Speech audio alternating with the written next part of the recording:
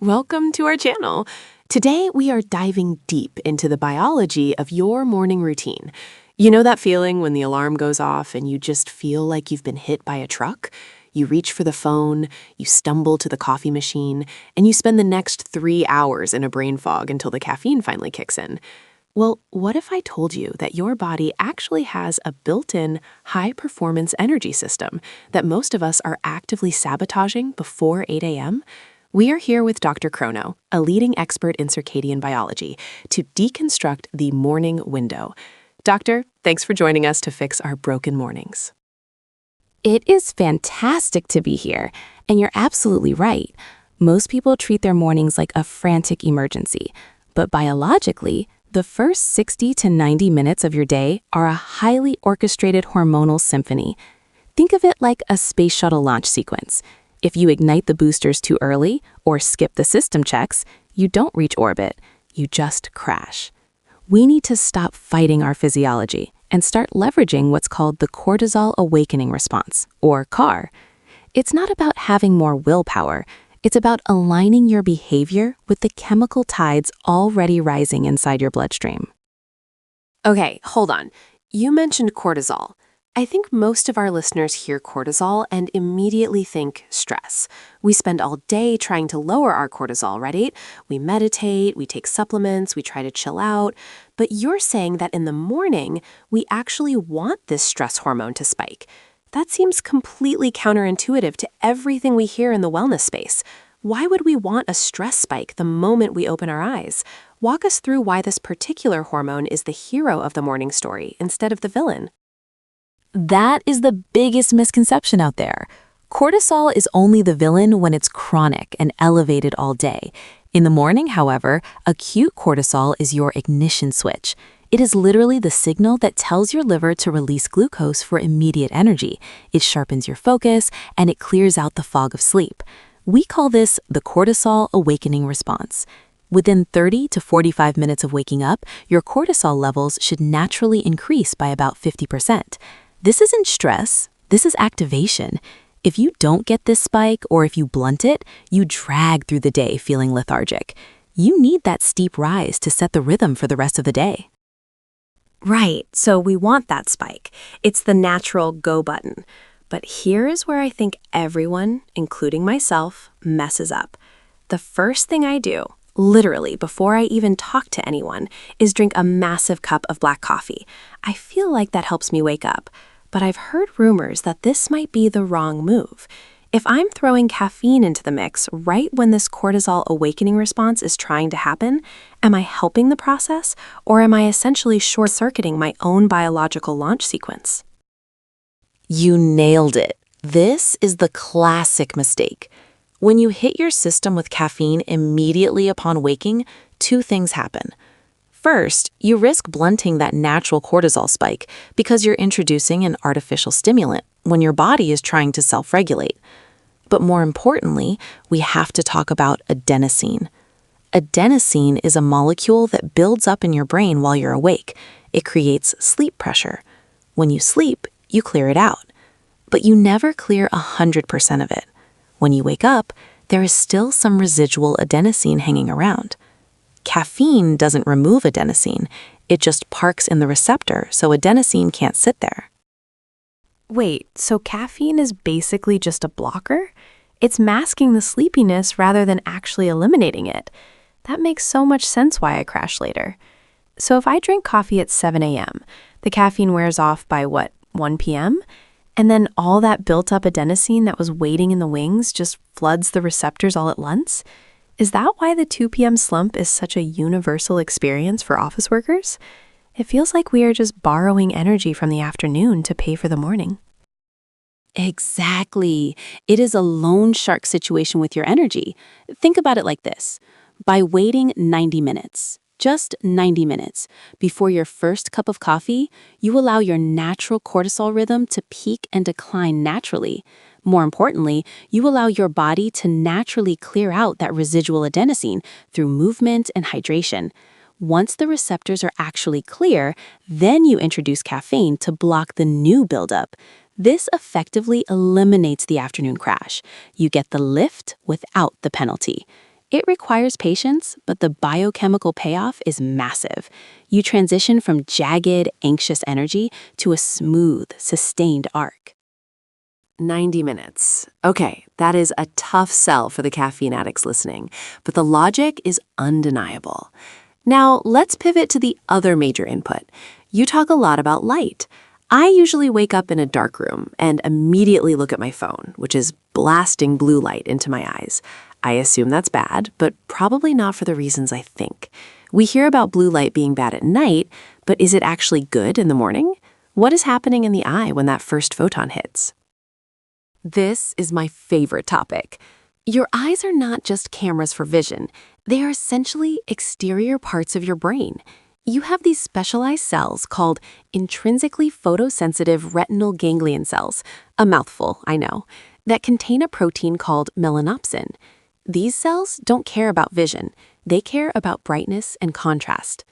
When high-quality light, specifically the blue-yellow contrast of the morning sun, hits these cells, they send a direct electrical signal to the suprachiasmatic nucleus, or SCN. The SCN is the master clock of the entire body. It synchronizes every cell in your organs.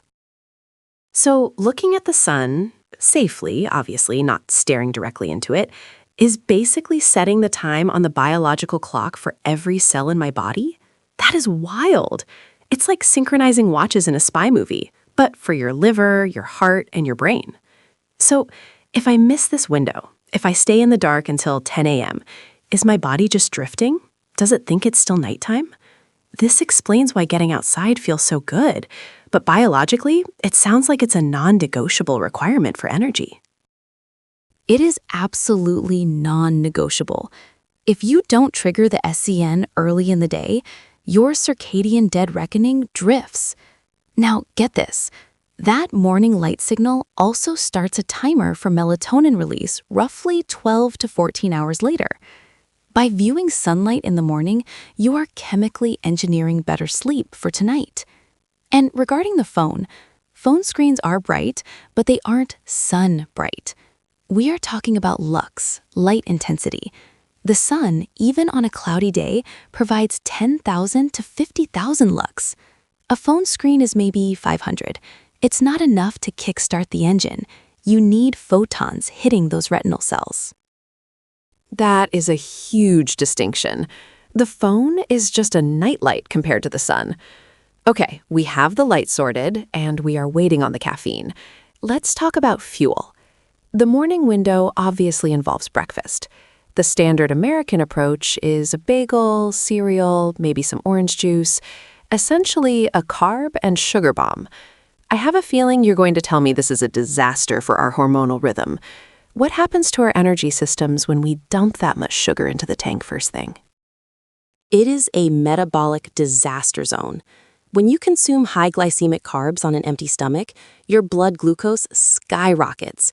Your pancreas responds by flooding the system with insulin to pull that sugar out. The problem is, the insulin often overcompensates, leading to reactive hypoglycemia, a blood sugar crash, about 2 hours later. That feels like brain fog, irritability, and fatigue. You are literally setting yourself up for a roller coaster. Instead, we need to focus on protein. Specifically, we need to trigger a pathway called mTOR, which is the mechanism for muscle repair and satiety.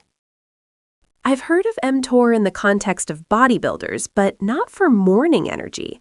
So you're saying there is a specific threshold of protein we need to hit to flip the switch. It's not just eat an egg. It sounds like there is a specific dosage required to stabilize that blood sugar and turn on the brain. Because I think most people eat maybe 10 grams of protein at breakfast and think they're doing a good job. What is the magic number we should be aiming for to optimize this rhythm? The magic number appears to be 30 grams. You need roughly 2.5 to 3 grams of the amino acid leucine to trigger muscle protein synthesis and mTOR, and you usually find that in about 30 grams of high-quality protein. But beyond the muscle, consider the neurotransmitters. Protein provides tyrosine. Tyrosine is the precursor to dopamine. Dopamine is your motivation and drive molecule. By eating a high-protein breakfast, eggs, Greek yogurt, maybe a steak if you're ambitious, You are providing the raw materials for your brain to manufacture the motivation you need to crush your day. A bagel just gives you a sugar high and a nap. I love that connection. Food isn't just calories, it's code. It's information for the brain. So let's try to put this all together into a protocol. Because right now, my morning looks like phone in bed, coffee immediately, bagel on the run. It's basically the anti-protocol. If I want to fix this starting tomorrow, walk me through the Dr. Chrono perfect morning. Step by step, how do we execute this biological launch sequence? Here is the protocol. Simple and effective. Step 1. Wake up and get light in your eyes immediately. Ideally outside, 5 to 10 minutes. No sunglasses. If it's dark, turn on every bright light in the house until the sun comes up. Step 2. Hydrate with water and electrolytes, but delay caffeine for 90 minutes. Let the adenosine clear out. Step 3. Breakfast is high protein. Aim for 30 grams minimum. Save the carbohydrates for later in the day or after a workout. If you do these 3 things, you align your cortisol, your insulin, and your adenosine systems. It sounds almost too simple, but when you explain the mechanism behind it, the retinal cells, the adenosine receptors, the mTOR pathway, it becomes obvious why the old way wasn't working. It's biology, not personality. I think a lot of people beat themselves up for being not a morning person, when in reality, they just have a broken algorithm. They're running the wrong software. This gives us a way to reprogram the hardware. That is it precisely. We are biological machines with an ancient operating system. You cannot fight millions of years of evolution with a double-shot espresso and a donut. When you align with your rhythm, energy isn't something you have to force. It's something that naturally flows. Give this a shot for 3 days. Just 3 days. You will feel the fog lift, and you'll realize that peak energy was there all along, waiting for you to unlock it with the right inputs.